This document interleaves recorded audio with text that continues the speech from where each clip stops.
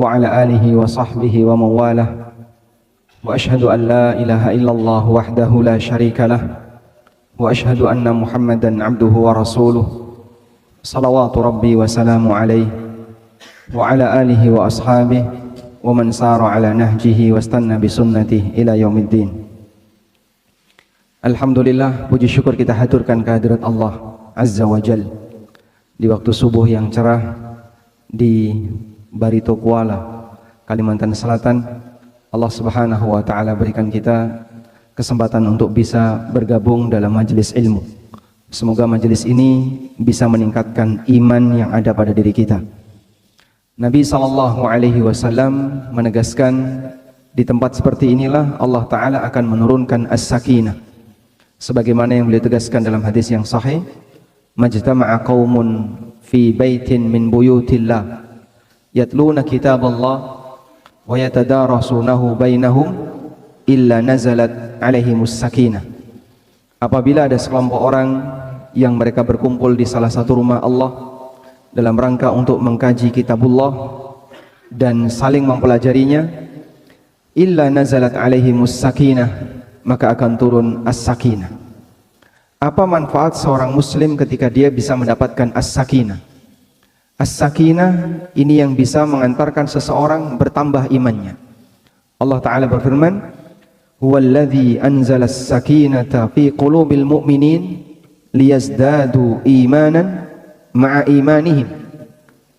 Dialah zat yang menurunkan as-sakinah di hati hamba yang beriman, liyazdadu imanan ma'a imanihim, agar iman mereka semakin bertambah di samping iman yang sudah ada pada diri mereka. Sehingga seorang mukmin yang punya iman dalam hatinya ditambah dengan as-sakinah, imannya akan semakin bertambah. Dan akidah kita, iman bisa bertambah, bisa berkurang. Al-imanu yazidu bi ta'atir rahman wa yanqusu bi ta'ati syaitan. Iman bisa bertambah dengan taat kepada Ar-Rahman dan bisa berkurang dengan taat kepada setan. Dan pertambahan iman yang bisa kita rasakan dalam forum kajian, ketika Bapak Ibu pada saat belajar, ada beberapa kemungkinan yang bisa terjadi. Pertama, tambah yakin. Mungkin materi itu berulang. Saya sudah pernah dapat ini, saya sudah pernah dengar materi seperti ini, tapi sekarang saya tambah yakin. Karena yang namanya ilmu ketika diulang tidak membosankan, tapi menambah keyakinan seorang muslim. Berbeda dengan dagelan. Sesuatu yang lucu, pertama kali didengar terasa lucu. Anda tonton lucu itu yang kedua kalinya, mungkin masih terasa lucu. Begitu yang ketiga, bosan. Berbeda dengan ilmu. Walaupun kita mungkin sering mendengar tema khutbah Jumat itu berulang-ulang, tapi kita tidak pernah merasa ini sesuatu yang membosankan. Karena pengulangan di sini akan membuat seseorang jadi makin yakin. Dan kita bisa lihat bagaimana pelajaran yang diberikan oleh Allah dalam Al-Quran. Terkadang tema yang sama diulang di banyak surat. Cerita tentang Nabi Musa disebutkan di banyak surat. Cerita tentang Nabi Isa disebutkan di banyak surat. Demikian pula pelajaran tentang masalah tauhid diulang-ulang di banyak surat. Karena sekali lagi, mengulang ilmu, materi yang sama, ini sesuatu yang tidak membosankan, tapi akan semakin menambah yakin seorang muslim. Sehingga mungkin ada beberapa kajian yang temanya seragam, temanya sama, disampaikan oleh Ustadz A, Ustadz B, walaupun materinya kurang lebih sama, tapi tidak ada istilah sesuatu yang membosankan dalam dunia belajar. Sebab ini akan semakin membuat kita tambah yakin, tambah mantap, dan itulah pertambahan iman. Atau yang kedua, Anda bisa merasakan ada sesuatu yang baru. Saya baru dapat ini. Ketika kita baru dapat itu, maka ada pertambahan ilmu yang kita miliki. Dan pertambahan ilmu berarti pertambahan iman. Ada sesuatu yang makin membuat Anda yakin, ada sesuatu yang membuat Anda semakin ngerti, dan ketika ada pertambahan itu berarti ada pertambahan iman. Dan setiap forum kajian tidak ada yang sia-sia. Maka pada saat Bapak Ibu sekalian ikut hadir dalam majelis ilmu apapun, baik yang sifatnya tematik maupun yang sifatnya kajian kitab atau kajian apapun, di saat Anda menghadirinya, Allah Ta'ala anzalas sakinah, menurunkan as-sakinah, dan itu diantara fungsinya adalah liyazdadu imanan ma'a imanihim, agar iman seorang muslim akan semakin bertambah di samping iman yang sudah ada pada diri mereka. Tema kajian kita bukan masalah as-sakinah, namun as-sakinah ada di sekitar kita, dan di antara pengaruhnya jamaah semakin tenang, nyaman hingga tidur. Tolong diperhatikan kanan kirinya. Yang merem itu berarti efek dari apa? Kenyamanan. Kita mau bahas rahasia keberkahan hidup. Rahasia keberkahan hidup. Terlebih dahulu kita akan melihat apa yang dimaksud dengan al-barakah. Karena banyak orang yang terkadang ingin mendapatkan keberkahan, sampai upaya yang dilakukan oleh manusia dalam rangka ngalap berkah itu diperjuangkan dengan melakukan berbagai macam tindakan yang kadang gak masuk akal. Sebab manusia akan melakukan tindakan apapun sesuai dengan keyakinannya, walaupun bertolak belakang dengan akalnya. Mana yang lebih kuat pengaruhnya, akal atau keyakinan? Mana yang lebih kuat pengaruhnya, keyakinan atau akal? Keyakinan atau akal? Keyakinan. Bagi mereka yang punya keyakinan dan dia mantap dengan keyakinannya, maka dia akan melakukan sesuatu sesuai dengan keyakinannya walaupun bertolak belakang dengan akalnya. Contohnya Pak, ada orang yang dia sampai mau melumuri badannya dengan kotoran karena dia meyakini bahwasanya ini adalah keberkahan. Misalnya Bapak lihat ya, orang perindapan ya, mereka kan punya keyakinan makanan itu semakin banyak tersentuh dengan badan tokoh tertentu, karena dalam ajaran India manusia itu berkasta ya. Kasta yang paling tinggi apa namanya? Brahma. Sehingga keturunan kasta Brahma itu semakin banyak bersentuhan dengan makanan, maka makanan itu semakin barokah. Sehingga kasta-kasta yang lain sampai doyan makanan kayak gitu. Bapak kalau nonton videonya dikasih mau nggak Pak? Ya? Ada yang nyemplung di kuali ya. Pernah lihat Pak? Ada yang makanannya dileleletkan di badan kemudian dikasihkan orang lain. Ada juga orang yang sampai mencari kotoran tokoh agamanya, sehingga sepiteng rumah sosok yang dianggap sebagai tokoh agamanya dibongkar, kemudian isi kotoran tadi dileletkan di badan. Di Jawa itu ada kerbau yang sangat dimuliakan. Takzim masyarakat sana terhadap kerbau ini luar biasa. Pas tanggal 1 Syura itu diarak.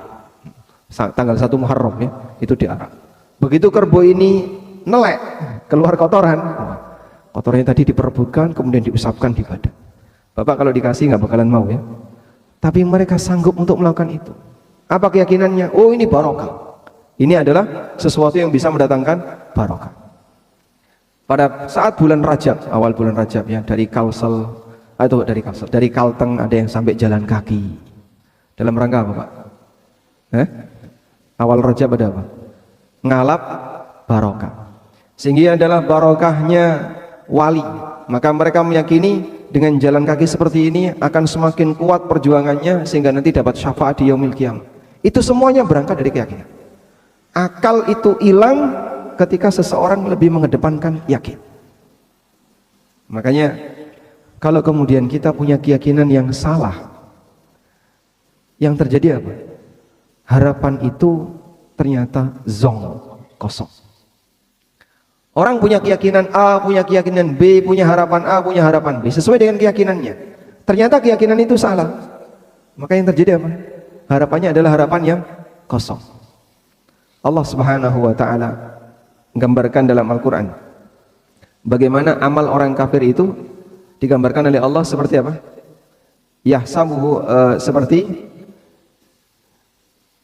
fatamurgana walladzina kafaru a'maluhum kasarabin biqi'atin yahsabuhu adh-dham'anu ma'a.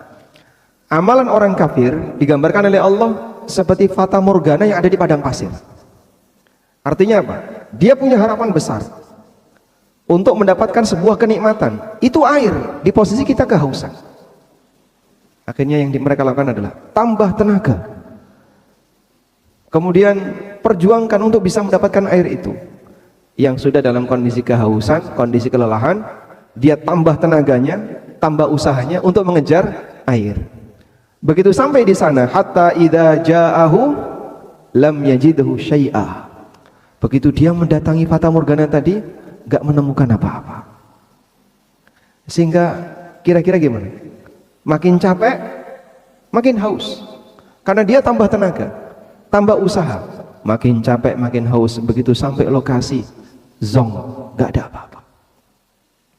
Inilah contoh orang yang beramal tapi didasari oleh keyakinan palsu yang tidak pernah diajarkan oleh Allah Ta'ala dan Rasulnya Sallallahu Alaihi Wasallam, sehingga dia punya harapan besar ketika sampai di tujuan ternyata zong, nggak dapat apa-apa.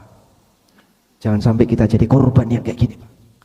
Sangat melelahkan ketika kita sudah berusaha untuk, ada yang sampai jalan kaki, ada yang sampai bawa tanah di area tertentu, ada yang sampai melakukan A, melakukan B, semuanya capek, tapi ketika didasari oleh keyakinan yang salah, ternyata tidak ada hasil. Semua penyembah berhala, mereka semuanya berharap berhala itu yang nanti akan menyelamatkan mereka. Yang menyembah nabi berharap nanti nabinya yang akan menyelamatkan mereka. Yang menyembah malaikat berharap nanti malaikat yang akan menyelamatkan mereka. Yang menyembah jin juga demikian. Dan aneka yang mereka sembah, ada yang menyembah matahari dan seterusnya. Dan kelak di hari kiamat Allah perintahkan kepada mereka, sekarang silahkan kalian ngambil berkah dari Tuhan-Tuhan kalian. Yang terjadi apa? Nggak ada satupun yang bisa menolong kecuali Allah Subhanahu Wa Taala. Sehingga dulu mereka memperjuangkan untuk bisa menyembah kepada selain Allah, sampai ada yang sajen dengan menyembelih hewan, ada yang sujud kepada selain Allah, ada yang jalan kaki demi nadarnya kepada berhala tertentu, dan aneka perjuangan yang mereka lakukan, tapi ternyata nggak ada hasil sama sekali. Hal yang sama juga ketika ada orang yang membangun amalnya berdasarkan hadis palsu. Ada hadis palsu, dijanjikan A, dijanjikan B, dijanjikan C. Setelah dia amalkan, dia perjuangkan, bahkan sampai harus berpuasa selama berhari-hari, ternyata hasilnya zong, kosong. Loh, mana katanya ada janji seperti ini? Kamu taunya dari mana janji itu? Tidak pernah disampaikan Nabi Sallallahu Alaihi Wasallam. Dari sinilah manusia dikendalikan oleh keyakinan lebih kuat dibandingkan kendali akal, sehingga mereka akan melakukan apapun demi memperjuangkan keyakinannya walaupun gak masuk akal. Maka bersyukurlah kepada Allah ketika Bapak Ibu sekalian sudah bergabung dalam majelis yang mengajarkan akidah yang lurus, mengajarkan keyakinan yang lurus. Pak, dalam akidah yang lurus dan keyakinan yang diajarkan oleh Ahlus Sunnah, ada nggak Pak yang nggak masuk akal? Ada banyak, karena nggak bisa dijangkau oleh akal. Kita meyakini berbagai macam hal yang gaib, dan itu di luar kemampuan manusia. Maka penyimpangan manusia terkait masalah keyakinan itu ada dua. Satu, dia punya keyakinan yang tidak pernah diajarkan. Contoh model tadi ya, keyakinan-keyakinan ngalap berkah, nyari berkah dengan cara yang nggak benar. Yang kedua, mengingkari keyakinan yang benar karena akal, sebagaimana dilakukan oleh orang-orang liberal. Nggak percaya dengan hadis A, nggak percaya dengan hadis B, nggak percaya dengan hadis C, nggak percaya dengan janji ini, karena dia terlalu mendewakan akal. Ahlus Sunnah di posisi pertengahan. Mereka meyakini apapun yang datang dari Allah dan Rasulnya Sallallahu Alaihi Wasallam, dan itu dijadikan sebagai landasan keyakinannya. Di saat yang sama mereka mengingkari semua bentuk keyakinan yang tidak pernah diajarkan oleh Allah dan Rasulnya. Disitulah batasan yang harus kita punya. Ada satu tesis yang ditulis oleh mahasiswa S2 di UIN Jakarta. Tesis ini mendapatkan penghargaan dari rektor UIN sampai dikasih pengantar dalam buku versi cetak ya. Judulnya Otoritas Hadis Bermasalah dalam Sahih Bukhari. Jadi hadisnya semuanya sahih, diambilkan dari Sahih Bukhari. Tapi menurut mereka ini bermasalah karena nggak masuk akal. Contoh ya, ada minuman hingga pelalat di situ. Kemudian kalau mau diminum diapain? Dicelupin. Terus lalatnya dibuang, diminum. Nah, itu kan ujian bagi akal. Kok bisa? Sehingga bagi mereka yang punya ketaatan kepada Allah dan Rasulnya sallallahu alaihi wasallam, ya ini sabda Nabi sallallahu alaihi wasallam. Walaupun mungkin penelitian kedokteran belum sampai ke sana, tapi apa yang disabdakan Nabi sallallahu alaihi wasallam tidak mungkin salah. Tapi akal manusia bilang berbeda, gak masuk akal, hadis bermasalah. Ada wadah dijelati anjing, maka dicuci berapa kali? 7 kali. Salah satunya pakai tanah. Bagi mereka yang mengedepankan akal, ini apaan? Tanah kan makin kotor, nanti kalau ada telur cacing gimana? Sehingga gak diterima, karena akalnya ditaruh di depan, melebihi hadis Nabi sallallahu alaihi wasallam. Belum lagi hadis-hadis yang lain yang menurut mereka itu bermasalah secara logika sehingga ditolak. Disinilah penyimpangan yang terjadi pada manusia berkaitan dengan akidah. Ada 2 bentuk ini. Ada penyimpangan yang bentuknya meyakini sesuatu yang nggak benar, dan yang kedua ada akidah yang ditolak gara-gara orang berlogika. Dan dua-duanya penyimpangan.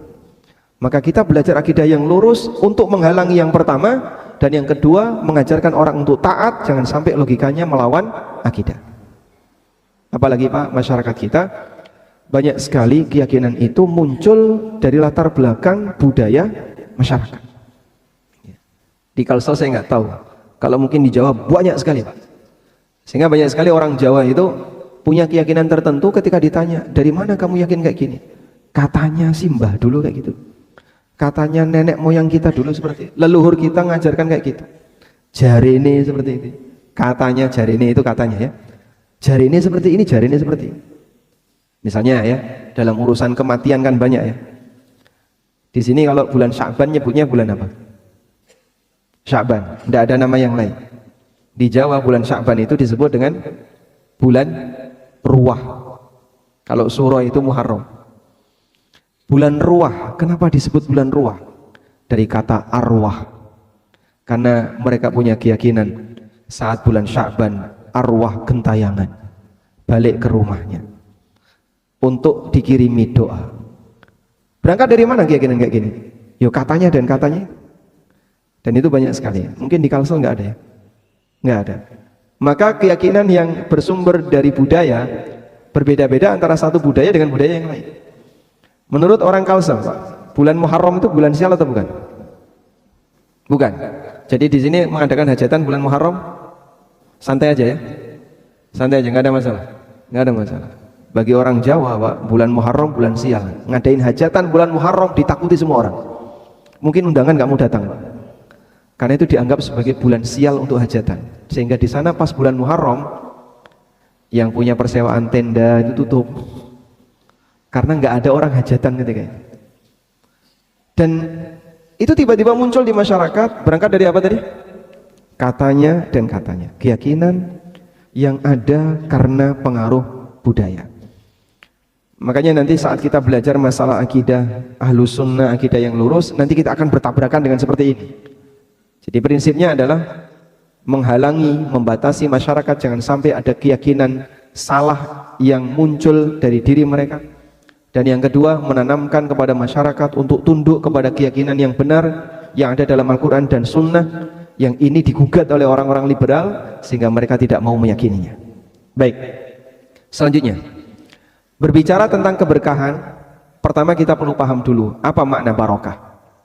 Al-barakah semuanya datang dari Allah. Sebagaimana penegasan yang diberikan oleh Nabi SAW, al-barakatu minallah. Al-barakah itu datang dari Allah, sebab dialah zat yang menciptakan semua kebaikan, dan Allah memberikan kebaikan itu kepada sebagian hambanya melebihi yang lain. Makna barakah secara makna bahasa ada 2. Yang pertama adalah an-numu waz-ziyadah, sesuatu yang kebaikannya terus bertambah. Sedangkan makna yang kedua secara bahasa, al-barakah bimakna ad-dawam, sesuatu yang menetap.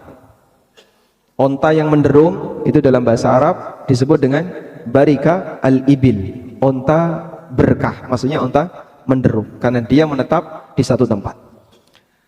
Dari sisi makna bahasa ini, maka dijelaskan secara makna istilah bahwa berkah adalah sesuatu yang menghasilkan kebaikan yang terus bertambah dan dia menetap.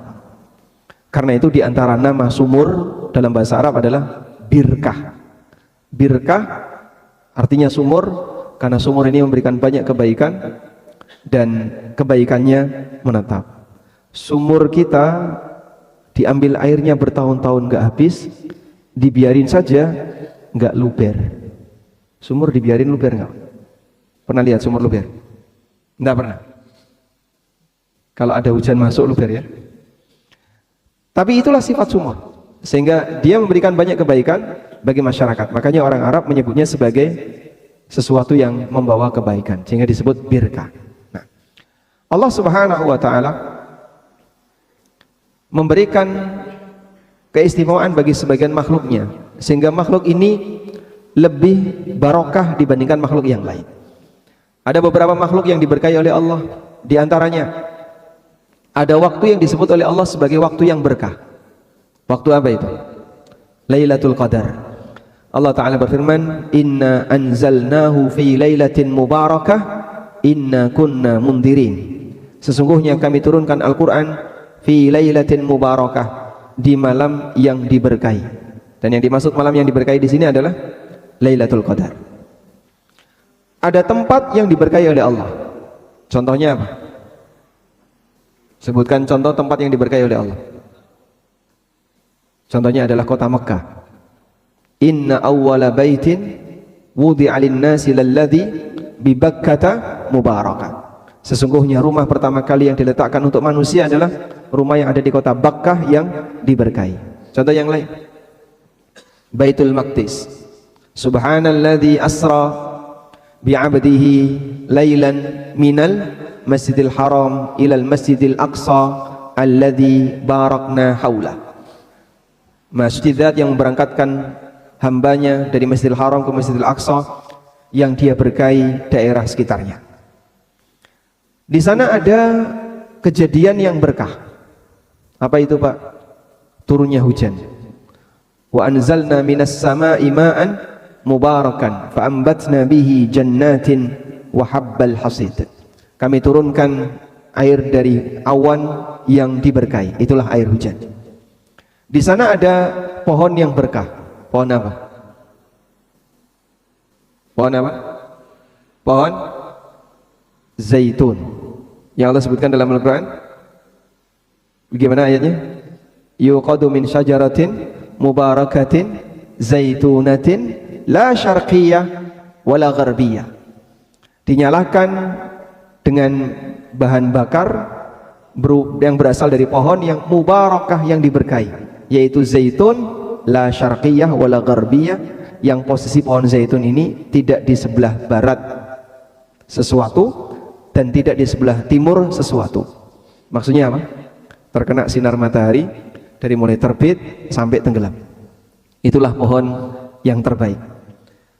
Kemudian di sana juga ada manusia yang berkah. Contohnya siapa? Para nabi.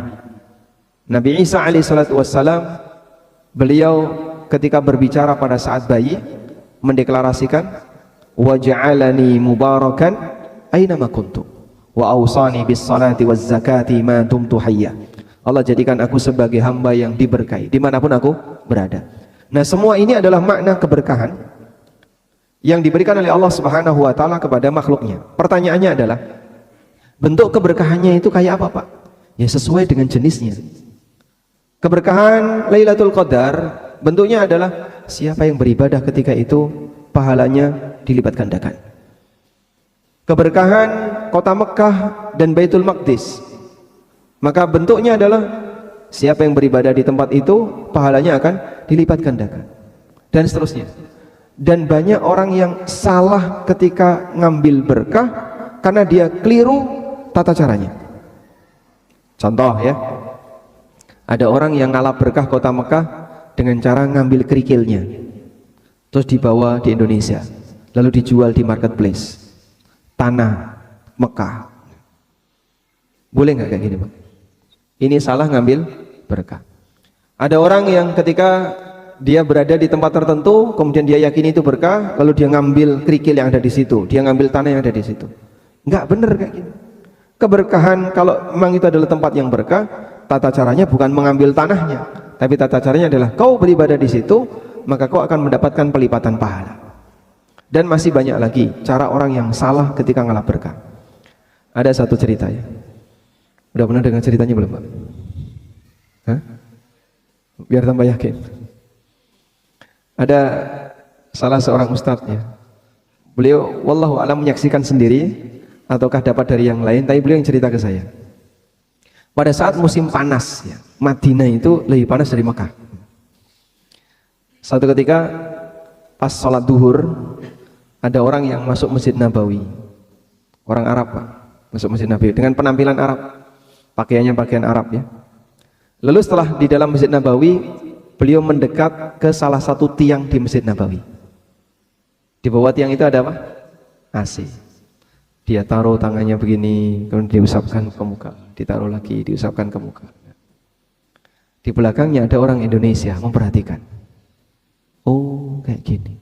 Begitu orang Arab ini pergi, orang Indonesianya maju. Kemudian tiangnya tadi langsung diusap-usap.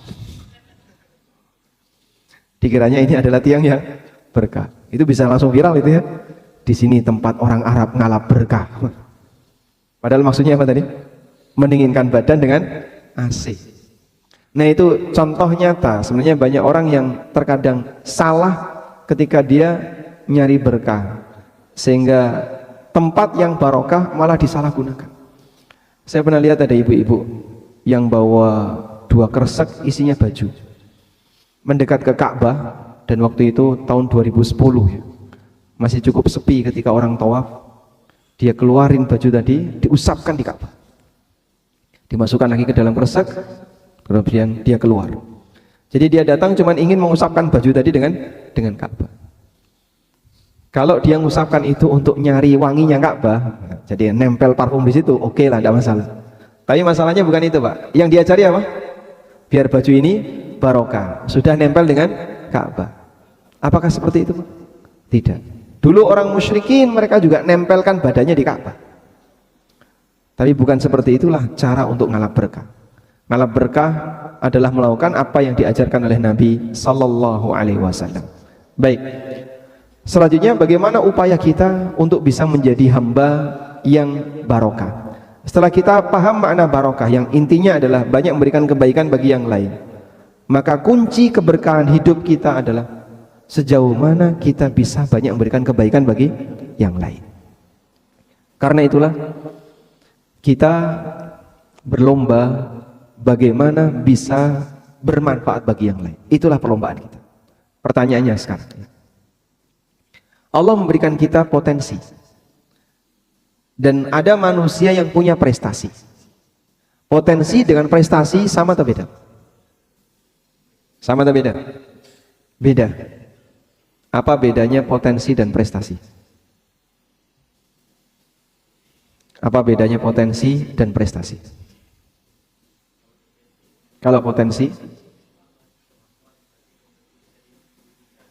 Kalau potensi itu kemampuan yang memungkinkan dia melakukan sesuatu. Kalau prestasi sudah terwujud menjadi sesuatu yang bermanfaat. Baik. Pertanyaannya, kaya itu potensi atau prestasi? Prestasi. Berarti makin kaya makin berprestasi. Kaya itu potensi atau prestasi? Potensi. Potensi. Kalau pinter itu potensi atau prestasi? Potensi. Yang benar. Baik. Jabatan, potensi atau prestasi? Prestasi. Berarti orang kalau sudah jadi pejabat sudah berada di puncak prestasi. Gimana? Yang benar apa? Realitanya kayak gitu. Terkadang orang mengejar potensi, padahal sebenarnya itu belum jadi prestasi. Ada nggak kayak gitu? Baik. Dari 3 ini mana yang lebih Anda sukai? Kaya, pinter, punya jabatan? Misalnya Pak ya, Bapak punya anak perempuan? Punya. Ada 3 orang yang melamar Pak. Yang satu kaya tapi bodoh dan nggak punya jabatan. Yang satu pinter tapi miskin dan nggak punya jabatan. Yang satu pejabat, dia bodoh dan tidak kaya. Bapak pilih yang mana? Hah? Yang pintar, yang benar. Coba tanyakan ke putrinya, pilih mana? Hah? Pilih mana? Kaya atau pintar, Pak? Nanti kalau pintar kan bisa jadi kaya, kata siapa? Ada nggak orang pintar yang miskin? Banyak. Ya. Bapak pilih mana, Pak? Pintar atau kaya? Kaya yang beriman. Berarti kaya, tetap kaya ya. Baik. Ini semuanya adalah potensi. Mau kaya, mau pinter, potensi fisik, misalnya ada orang yang punya kelebihan cakep, gagah misalnya, atau cantik, itu semuanya adalah potensi. Jabatan itu potensi. Dan masing-masing manusia diberi oleh Allah beragam potensi yang berbeda. Sehingga kehidupan ini bisa berjalan karena manusia punya potensi yang beragam. Kalau semua manusia ini potensinya sama, Pak, kaya semua, kira-kira gimana, Pak? Ya, nggak jalan, Pak. Nggak ada yang mau jadi kuli bangunan, nggak ada yang mau jadi supir, nggak ada yang mau ini, nggak ada yang mau jadi pembantu. Kalau semua manusia miskin semua, kehidupan juga nggak jalan. Tapi Allah Subhanahu Wa Taala jadikan ada yang kaya, ada yang miskin, ada yang punya potensi A, ada yang punya potensi B, sehingga kehidupan ini bisa berjalan. Namun apapun itu, perlombaan kita bukan di masalah seberapa besar potensi yang kita punya, karena itu pemberian dari Allah. Dan selanjutnya yang perlu kita jadikan sebagai titik perlombaan adalah sejauh mana kau bisa ngasih manfaat kepada orang lain dengan potensi yang kau punya. Kalau hanya sebatas kaya, punya jabatan, atau pinter, tapi hanya untuk kepentingan pribadi, berarti dia tidak memberi manfaat bagi yang lain. Karena itulah Nabi SAW pernah menyebutkan dalam hadis riwayat Bukhari, an-nasu ma'adin, manusia itu seperti barang tambang. Khiyaruhum fil Islam, khiyaruhum fil jahiliyah, idza faquhu. Orang yang terbaik di antara mereka dalam Islam adalah orang yang terbaik di masa jahiliyah. Dan yang dimaksud di sini adalah yang dia punya banyak potensi. Tapi ada satu ketentuan, idza faquhu, ketika dia paham agama. Paham agama ini yang nanti akan memberikan potensi, yang akan memberikan semangat bagi dia untuk mau menyalurkan potensinya demi kebaikan orang lain. Di saat itulah dia akan bisa menjadi orang yang bermanfaat, dan itulah perlombaan yang sejatinya. Karena itu ada sebuah hadis riwayat Ad-Daruqutni, walaupun dinilai dhaif oleh sebagian ulama, ahabbun nas ilallah anfa'uhum linnas. Manusia yang paling dicintai oleh Allah adalah yang paling bermanfaat bagi yang lain.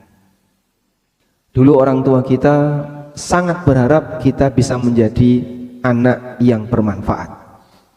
Makanya saat akikah orang tua ngasih doa apa, Pak? Semoga jadi anak yang berguna bagi apa? Nusa, bangsa, masyarakat, agama, RT, RW, kelurahan, kecamatan. Ini bayi kalau bisa protes, ya protes sama bapaknya itu. Bapak aja nggak bisa kok. Tapi seperti itulah harapan orang tua. Mereka berharap agar anaknya bisa menjadi anak yang serbaguna, Pak. Makanya kalau kita ditanya, sudah sejauh mana Anda mewujudkan harapan orang tua itu? Kayaknya masih terbatas sekali, Pak. Saya belum bisa ngasih banyak manfaat bagi orang lain. Perjuangkan. Itu doa pertama yang diharapkan oleh orang tua untuk anaknya. Sehingga hampir semua orang tua yang mengakikahi anaknya, atau ketika dia punya harapan terhadap anaknya, mereka pingin anaknya jadi manusia yang bermanfaat. Sehingga mereka menyadari manusia yang bermanfaat inilah yang nanti akan memberikan kebaikan bagi yang lain. Maka perhatikan potensi kita masing-masing. Nabi SAW menggambarkan kita seperti barang tambang. Dan yang namanya barang tambang itu berkelas.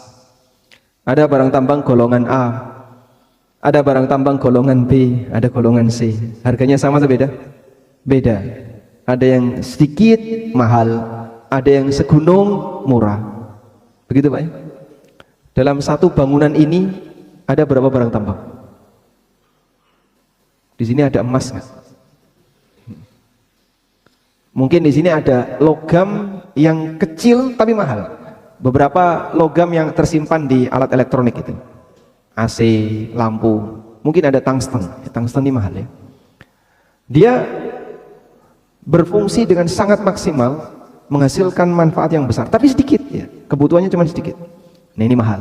Tapi ada yang tanah uruk murah ya, namun semuanya saling membutuhkan. Anda tidak mungkin bangun rumah semuanya pakai emas. Anda butuh kerikil, Anda butuh batu, Anda butuh tanah uruk. Maka itulah kehidupan kita.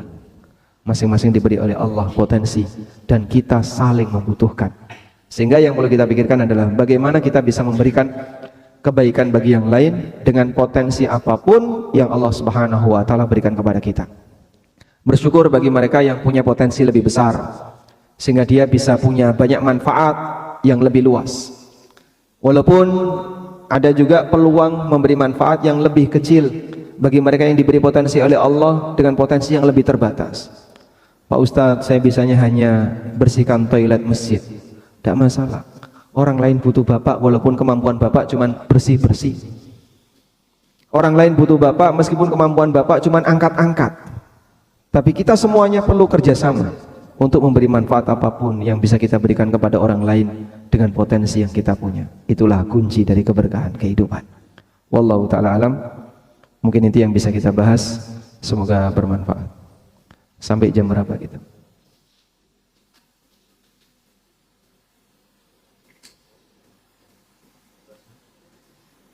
Bebas. Maksudnya bebas nih. Baik, mungkin ada yang mau disampaikan, kami persilakan. Tidak ada? Walhamdulillah. Baik, mikrofon. Baik.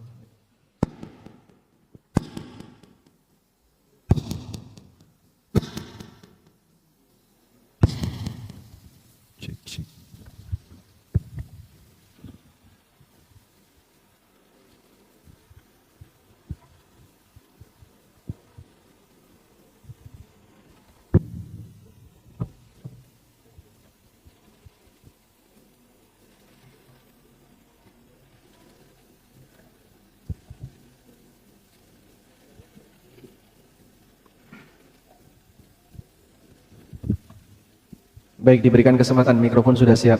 Kalau ada yang mau menyampaikan sesuatu, silakan. Fadhal. Waalaikumsalam warahmatullahi wabarakatuh.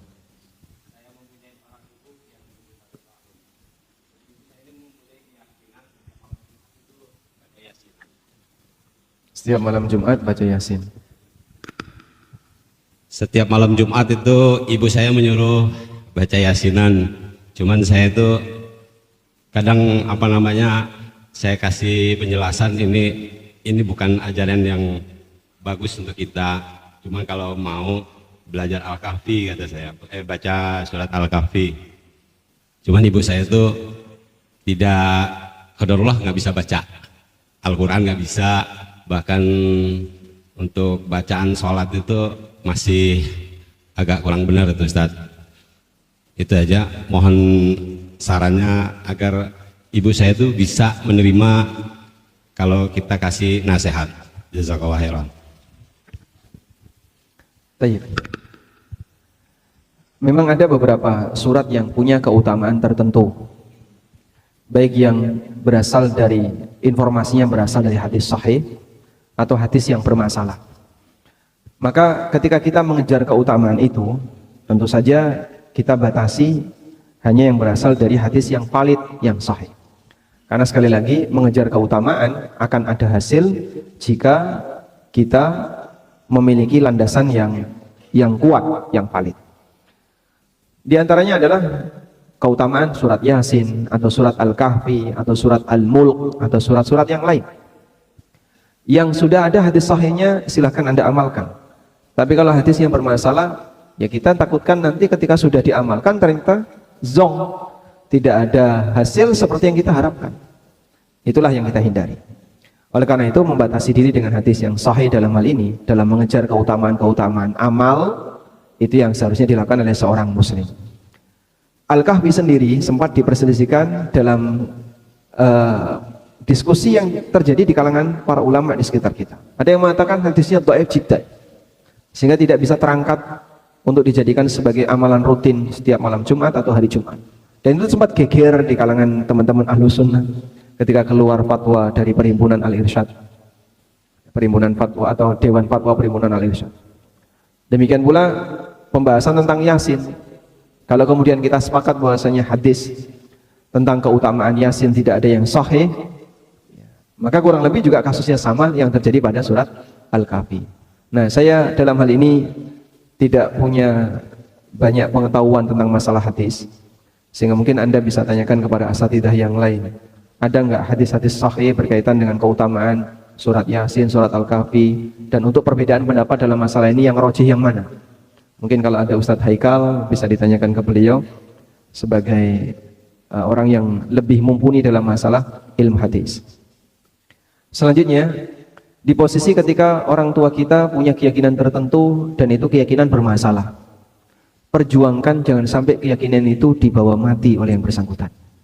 Apalagi kalau itu adalah keyakinan klenik dan berbau tahayul atau khurafat. Misalnya keyakinan sial tentang hari-hari tertentu, atau keyakinan sial tentang waktu tertentu, itu kan banyak. Tiarah-tiarah seperti ini harusnya hilang, sehingga mereka perlu dikasih edukasi, pelajaran ya, tentang bahaya membawa dosa syirik kecil sampai mati. Ya, walaupun ini tidak sampai pada tingkatan syirik besar, tapi kalau sampai ini ke bawah mati, berarti mereka meninggal dalam kondisi membawa dosa syirik. Dan membawa dosa syirik sampai mati, dalam arti dia belum bertaubat, belum membuang keyakinan itu sebelum meninggal dunia, ini berbahaya. Atau ada orang yang mungkin punya keyakinan tentang jimat. Dia meyakini bahwasanya jimat ini bisa bermanfaat. Tentang tamimah, tentang aneka benda-benda yang dianggap keramat. Mereka dibuat gimana caranya, pokoknya jangan sampai keyakinan itu dibawa mati. Sehingga perjuangan anak yang mungkin sudah kenal tentang dakwah tauhid, sebisa mungkin diberi nasihat ya, pelan-pelan gimana caranya ada keyakinan itu hilang. Beberapa orang tua terkadang nyimpan keris yang itu peninggalan dari leluhurnya dan diyakini keris ini mendatangkan manfaat, dijadikan sebagai jimat, bukan karena fungsinya sebagai senjata, karena kerisnya mungkin sudah rusak, besinya sudah karatan, mungkin dipakai nusuk meja saja dia bengkok. Tapi keyakinan dibalik itu yang dijaga, sehingga ini harus dirawat, kadang dimandikan dan seterusnya. Yang justru ini akan sangat berbahaya, sebab sekali lagi kalau sampai di bawah mati, berarti yang bersangkutan mati bawa dosa syirik. Nah, sehingga tolong diperjuangkan. Nah, mungkin sebagai saran ya, sesekali diajak ke Banjarmasin. Dari mana? Tabalong ya? Dari Tabalong 6 jam, Masya Allah. Sekali diajak ke Banjarmasin dan bisa ikut kajian bersama teman-teman. Sudah 3 kali. Ada perubahan insya Allah. Masih. Ya. Ya tidak bisa spontan. Sambil banyak didoakan kepada Allah Subhanahu wa taala. Nah. Selanjutnya. Waalaikumsalam warahmatullahi wabarakatuh. Abwan Ustadz, izin bertanya beberapa hal.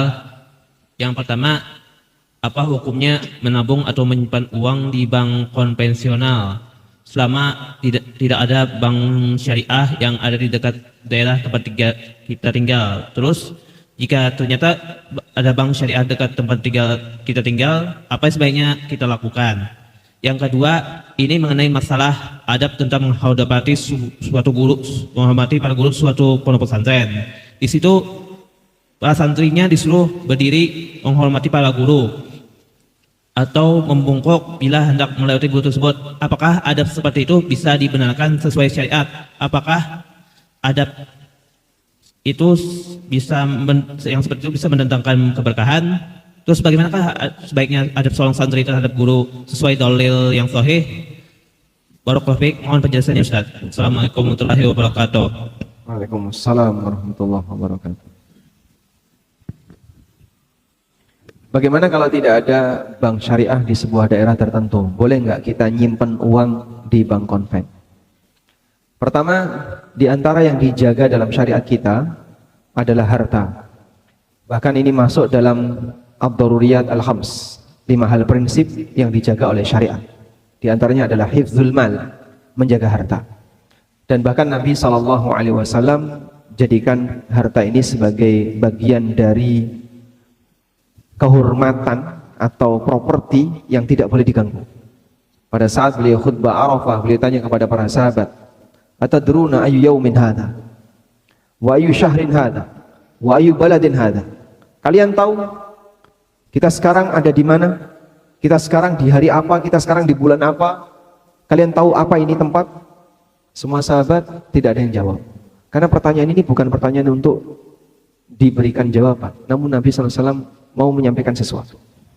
Akhirnya beliau SAW mengatakan, "Inna dima'akum wa a'radakum wa amwalakum haramun alaikum kahurmati yaumikum hadha wa fi syahrikum hadha wa fi baladikum hadha." Sesungguhnya darah kalian, kehormatan sama kalian, harta sama kalian haram untuk diganggu oleh orang lain, sebagaimana haramnya mengganggu kemuliaan hari ini, bulan ini, di tempat ini. Artinya di situ ada kemuliaan berlapis, sehingga Nabi SAW menyamakan kehormatan seorang muslim, darah seorang muslim, harta seorang muslim harus dijaga, tidak boleh diganggu, sebagaimana orang tidak boleh ganggu waktu yang mulia di tanah yang mulia. Dan ini menunjukkan bagaimana pentingnya menjaga harta orang lain. Jangan sampai kita makan harta orang lain dengan cara yang batil. Baik, termasuk juga pemiliknya. Maka pemiliknya menjaga dengan cara letakkan harta itu di tempat yang aman. Ya. Bagi para suami, harta harus dijauhkan dari jangkauan anak-anak dan istri. Betul Pak? Enggak benar? Sehingga boleh nggak Pak mengamankan duit itu di bank? Karena kalau ditaruh di bawah bantal, hilang. Siapa yang ngambil? Wallahu alam. Dengan alasan ini para ulama memfatwakan boleh, seperti fatwa yang disampaikan oleh Fadilatul Syekh Ibnu Baz rahimahullah. Dan beliau juga pernah ditanya, ketika di daerah tertentu belum ada bank syariah, bank Islam, bolehkah nyimpan duit di bank konven? Dan beliau membolehkan selama tujuannya untuk keamanan. Selama tujuannya untuk keamanan. Jadi nyimpan di bank konven itu bukan untuk investasi. Kalau tujuannya untuk investasi, dia nanti dapat bunga dan seterusnya. Dari tujuan saja dia sudah dosa. Tapi ketika tujuannya untuk keamanan, hukumnya diperbolehkan. Namun jika kedepannya nanti ada bank syariah, maka dia harus memindahkan ke bank syariah dan ngambil produk yang tidak ada ribanya. Kalau bank syariah di tempat kita, produk yang aman adalah wadiah. Anda bisa simpan dengan mengambil produk wadiah. Kemudian yang kedua, apa tadi? Membungkuk. Ini memang dicela oleh syariat kita dan bahkan diistilahkan oleh para ulama dengan sebutan rukuk asghar, rukuk kecil. Walaupun tidak sampai pada tingkatan seperti rukuk dengan batasan menyentuh tangan ke lutut. Karena itu Nabi SAW melarang bentuk penghormatan kepada sesama muslim, baik yang lebih senior maupun yang punya kelebihan yang lain, dengan cara membungkuk atau ya, dengan cara berdiri pada saat dia datang. Karena itu berdiri ada tiga ya. Satu, berdiri di posisi menghormati orang yang sedang duduk. Misalnya Pak, saya duduk seperti ini, di kanan kiri saya ada orang berdiri. Ini dilarang keras oleh Rasulullah SAW. Bahkan sampai ketika beliau sedang sholat, yang pada waktu itu beliau sakit, kemudian beliau jadi imam, beliau duduk nggak bisa berdiri, sahabat di belakang semuanya berdiri. Kemudian Nabi SAW berisyarat, ani jelisu, agar mereka semuanya duduk. Akhirnya para makmum semuanya duduk, walaupun makmumnya sehat walafiat, karena imamnya yaitu Rasulullah SAW ketika itu sakit dan beliau tidak bisa berdiri. Selesai sholat, beliau SAW menyampaikan, hampir saja kalian melakukan seperti praktek yang dilakukan oleh orang-orang sombong, di mana rajanya duduk, sementara para punggawa-punggawa kerajaan semuanya berdiri di kanan kirinya. Maka dalam forum apapun tidak boleh ada seperti itu ya. Jadi yang ngisi pengajian duduk, kanan kirinya ada bagian pengamanan, bodyguard yang berdiri, tidak boleh. Semuanya harus duduk. Yang kedua, berdiri, diam, menyambut. Ada orang datang, mari kita sambut dengan berdiri. Kemudian semuanya berdiri. Kepada para wisudawan dimohon untuk berdiri, karena ada rektor yang mau masuk ke tempat wisuda. Boleh kayak gini? Dilarang oleh Nabi Sallallahu Alaihi Wasallam. Dan beliau juga memberikan ancaman. Siapa yang ingin masuk neraka dan siapa yang suka ketika ada orang yang dia datang kemudian menyambutnya dengan cara dia berdiri, maka siapkan dirinya untuk masuk neraka. Jadi sampai ada ancaman masuk neraka gara-gara praktek seperti itu. Karena itulah dulu beberapa sahabat ketika diperlakukan yang sama beliau marah. Dan beliau tidak ingin dilakukan seperti itu karena Nabi SAW melarangnya. Yang ketiga, berdiri menyambut. Bentuknya gimana? Bergerak mendekat. Sehingga saat guru datang, dia berdiri untuk menyalami yang bersangkutan. Atau berdiri mendekat kepada yang bersangkutan. Nah seperti ini hukumnya diperbolehkan sebagaimana yang dilakukan oleh Nabi SAW dengan Fatimah radhiyallahu anha. Saat Nabi SAW bertamu ke rumahnya Fatimah, Fatimah berdiri menyambut Rasulullah SAW yang datang. Saat Fatimah datang ke rumah Nabi SAW, Nabi SAW berdiri menyambut Fatimah. Kami ulangi ya, berdiri menghormati dengan berdiri menyambut berbeda. Berdiri menghormati cuma berdiri diam, tapi dia tidak mendekat. Berdiri menyambut, dia berdiri dan mendekat.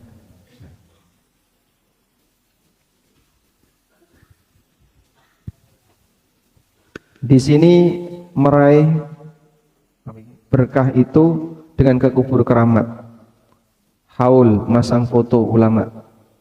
Bagaimana kita sebagai ahlu sunnah meraih berkah sesuai sunnah? Meraih berkah sesuai sunnah. Kalau yang dicari berkahnya ulama adalah dengan cara kau belajar kepadanya, kau duduk di majelisnya, perhatikan bagaimana akhlaknya, tiru akhlaknya, bukan nyari ludahnya. Ada istilah guru sembur. Tahu guru sembur? Yang dicari apa? Semburannya. Sehingga orang datang ke situ bukan untuk belajar ilmu, tapi untuk mencari pengobatan alternatif. Dari apa? Air ludahnya sang guru. Apakah seperti itu yang diajarkan Nabi SAW? Abu Bakar tidak disikapi demikian, demikian pula sahabat-sahabat senior yang lainnya. Maka ngalah berkahnya ulama bukan dengan majang fotonya. Justru seperti ini praktek yang dilakukan oleh orang-orang Nasrani. Namun ngalah berkahnya ulama adalah dengan cara belajar dari sejarahnya. Karena itulah kita diajarkan untuk membaca manakib. Manakib Imam Syafi'i misalnya, atau manakib Imam Ahmad, boleh enggak? Boleh, bukan hanya sebatas dibaca sehingga teksnya yang diyakini berkah, bukan. Hanya satu yang punya manfaat ketika dibaca berpahala, yaitu Al-Quran. Selain itu bisa bernilai manfaat dengan cara dipelajari dan ditiru, seperti cerita-cerita orang-orang soleh masa silam. Sehingga bukan cuma dibaca manakib Imam A, manakib sahabat B, sahabat C, bukan dengan cara dibaca saja, tapi dipelajari isinya. Wallahu a'lam. Cukup? Sampai? Baik, 1 menit lagi. Gimana? Jadi enggak? Oh jadi. Waalaikumsalam warahmatullahi. Enggak sempat bertanya kemarin Ustaz di pertemuan kemarin. Mengutip itu Ustaz, dosa-dosa muamalah yang sering diremehkan kemarin. Bismillah, apa hukumnya Ustaz? Kami bekerja di suatu instansi pemerintahan, namun kadang kami disuruh menyiapkan acara yang sifatnya bid'ah, dan terkadang ada juga acara yang sifatnya sponsornya dari bank-bank ribawi Ustaz. Nah, pertanyaannya, apakah pimpinan wajib ditaati dalam hal tersebut? Namun kami mengingkari dalam hati Ustaz. Terus yang kedua Ustaz, misalnya sudah waktu azan, Terus kata pimpinan misalnya nanti dulu katanya misalnya. Terus yang mana ditaati Ustaz? Apakah kami sholat dulu atau taat terhadap pimpinan tersebut? Jazakallah khair Ustaz. Nah. Untuk yang pertama mungkin agak berat ya. Karena nanti Anda akan berbenturan dengan banyak orang yang tidak sejalan dengan apa yang Anda harapkan. Sehingga misalnya ada pengadaan acara A, mau diadakan acara B dan seterusnya. Terus kita anti, tiba-tiba ngilang, dicari pimpinan. Kira-kira resikonya apa? Nah, dikasih sanksi, dimutasi. Kalau dimutasi mungkin lebih ringan ya. Tapi dikasih sanksi nanti apa lagi? Sampai dikeluarkan enggak? Enggak. Enggak tahu. Belum pernah dicoba. Hah? Dihujat. Kalau dihujat kan pasti capek mereka yang menghujat. Ada ujungnya kemampuan orang dalam menghujat. Kalau bertanya, apakah kita boleh taat kepada pimpinan yang melakukan seperti itu, yang mengajak kita untuk berbuat maksiat? Ya, jelas tidak boleh. La ta'ata li makhlukin fi maksiatil khaliq. Tidak ada ketaatan untuk makhluk dalam perbuatan yang bentuknya bermaksiat kepada Khaliq. Dan memang ada resiko. Nah, terus gimana Pak? Kita sebagai bawahan, pimpinannya nyuruh kayak gitu.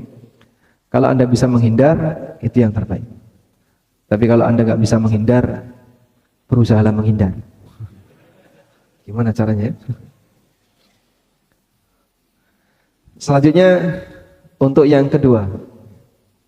Kalau pimpinan menyuruh pada saat sudah masuk waktu sholat, menyuruh untuk menunda sholat, sebaiknya kita sholat sendiri atau nunggu rapat selesai sampai kemudian nanti bisa sholat berjamaah. Baik, di sini ada kaidah. Fardul kaifiyah muqaddamun ala fardil waqti. Memperhatikan kesempurnaan tata cara ibadah itu lebih didahulukan, lebih baik daripada memperhatikan ketepatan waktu. Saya ulangi ya, memperhatikan kesempurnaan tata cara ibadah lebih diutamakan daripada memperhatikan ketepatan waktu. Sehingga kalau Anda sholat di awal waktu namun ini kurang sempurna dengan sholat di akhir waktu tapi lebih sempurna, maka pilih yang kedua. Karena ketika Anda sholat di akhir waktu, Anda bisa lakukan lebih baik. Maka pilihannya sekarang, sholat di awal waktu sendirian atau ditunda dan nanti bisa jamaah. Pilih mana? Yang kedua. Karena jamaah ini bagian dari kesempurnaan pelaksanaan selama tidak sampai keluar dari waktu sholat. Ya? Sehingga kalau misalnya masuk waktu duhur, terus pimpinan meminta misalnya adzannya jam 11:30, lalu pimpinan minta tunggu saja nanti sampai jam 12 kita sholat bareng, maka lebih baik Anda nunggu agar nanti bisa berjamaah. Ada orang naik pesawat, landing sampai di bandara jam 5 sore, masih kekejar untuk sholat asar, maghrib jam 6 kurang seperempat, masih ada waktu kurang lebih 45 menit dari landing. Ya mungkin delay ketika parkir 15 menit lah, sampai bisa keluar dari pesawat setengah jam, masih memungkinkan. Pilih mana? Sholat di atas pesawat tapi nggak bisa berdiri, tidak bisa rukuk dengan sempurna, tidak bisa sujud, bahkan mungkin tidak bisa menghadap kiblat. Atau sholat di bandara tapi dia bisa berdiri, bisa rukuk sempurna, bisa menghadap kiblat, bisa sujud sempurna dan seterusnya. Pilih yang mana? Yang kedua. Karena di posisi yang kedua ini Anda bisa kerjakan dengan lebih sempurna. Karena itulah Nabi SAW melarang la salata bihadratit ta'am wala huwa yudafi'uhul akhbathan. Tidak ada salat ketika orang sedang menahan buang air, menahan ingin buang air, atau dia ingin makan sementara makanan sudah dihidangkan. Artinya gimana? Di posisi ketika waktu sholat sudah masuk, tapi kau punya hajat yang ini nanti akan ganggu pikiran, maka lebih baik dahulukan hajatmu, tunda sholatmu. Tujuannya apa? Menunda waktu sebentar ini menyebabkan kau bisa sholat lebih sempurna, biar lebih khusyuk, lebih fokus daripada ketika dia sholat tapi mikir kapan selesai sehingga ingin segera ke toilet misalnya. Mungkin dia telat tapi dia bisa lebih fokus ketika sholat. Wallahu a'lam. Walhamdulillahirabbil alamin. Baik, demikian yang bisa kita bahas. Ini fungsinya untuk apa ini? Untuk masjid. Ini untuk masjid dalam program tebar 1000 buku tafsir salat gratis untuk masjid se-Indonesia, dan Masjid Utsman bin Affan Barito Kuala termasuk yang mendapatkannya nanti bisa ditaruh di perpustakaan agar bermanfaat bagi jamaah. Wassallallahu ala nabiyyina Muhammadin wa ala alihi wa sahbihi wa sallam. Wa akhiru da'wana alhamdulillahi rabbil alamin. Wassalamualaikum warahmatullahi wabarakatuh.